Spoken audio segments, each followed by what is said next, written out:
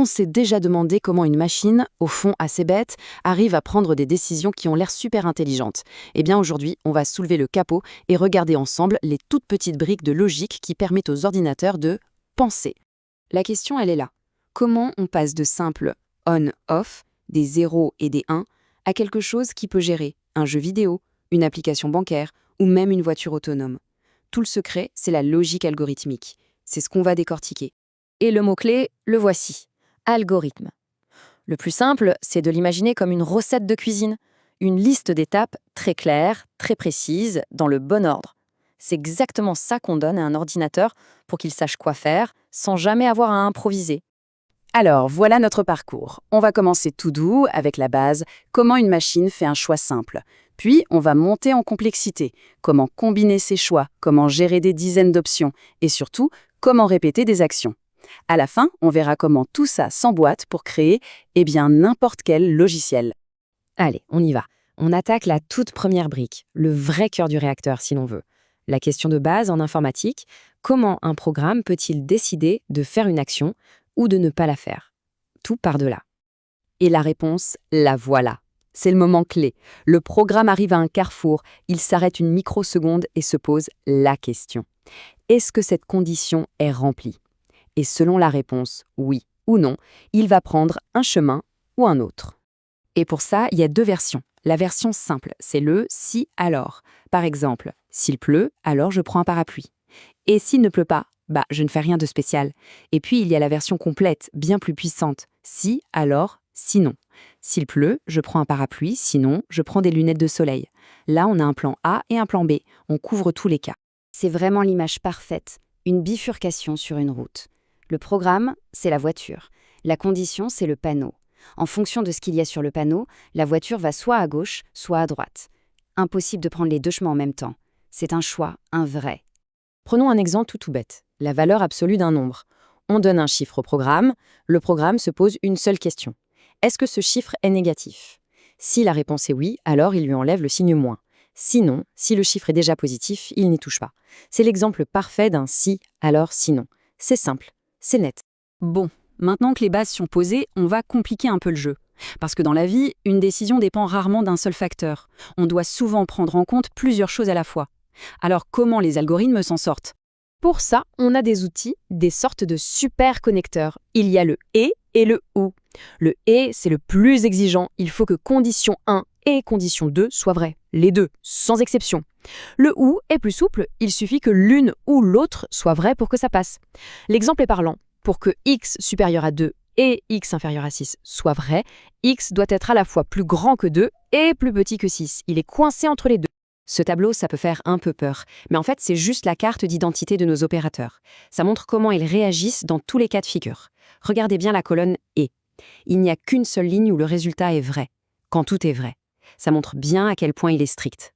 Le « ou », lui, est bien plus permissif. Et ça se complique encore.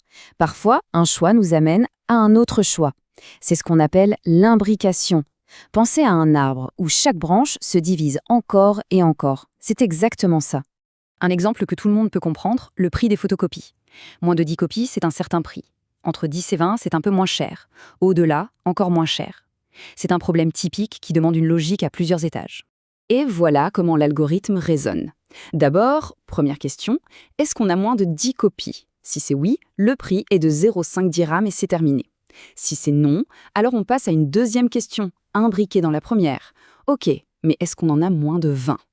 Et ainsi de suite. C'est une vraie cascade de décisions. Ok, cette cascade de si sinon, ça marche bien pour 2 ou 3 paliers. Mais imaginez qu'on ait 12 options possibles, comme les mois de l'année. Faire une échelle de si sinon deviendrait un cauchemar à lire. Heureusement, il y a une solution bien plus propre. À gauche, on a l'échelle de si, ce qui peut vite devenir un plat de spaghettis illisible. Et à droite, on a la solution, la structure, selon ou cas. C'est clair, c'est net, c'est une liste de courses. Le principe est d'une simplicité géniale. Le programme regarde une seule variable, par exemple un numéro de mois, et il dit « Ok, selon la valeur de cette variable, si c'est 1, fais ça. Si c'est 2, fais ça. Si c'est 3, fais ça. » C'est comme un aiguilleur de gare qui envoie chaque train sur le bon quai. C'est super efficace. Bon, on change de registre. Jusqu'ici, on a vu comment prendre une décision une seule fois. Mais la véritable puissance d'un ordinateur, c'est sa capacité à répéter une même tâche des milliers, des millions de fois sans jamais se plaindre ou faire d'erreur. C'est le monde des boucles. En gros, il y a 3 grandes familles. La boucle tant que. Elle continue de tourner tant qu'une certaine condition est vraie. La boucle répète jusqu'à. Elle tourne et elle s'arrête seulement quand une condition devient vraie. Et enfin la boucle pour, la plus simple, on lui dit « fais-moi ça 10 fois » et elle le fait 10 fois. Point. Pour la boucle tank, il y a un détail crucial. La vérification se fait à l'entrée. C'est un peu comme un videur devant une boîte de nuit. Il vérifie la carte d'identité avant de laisser entrer. Si dès le départ la condition n'est pas bonne, la boucle ne s'exécutera même pas une seule fois. On ne rentre pas, c'est tout. Mais il y a un piège. Le plus grand danger avec les boucles, le cauchemar de tout programmeur, c'est la boucle infinie. C'est quand un programme se retrouve coincé à répéter la même chose, encore et encore, sans jamais pouvoir s'arrêter. C'est l'équivalent d'un disque rayé. Regardez cet exemple. La boucle est censée s'arrêter quand la variable i arrive à 0.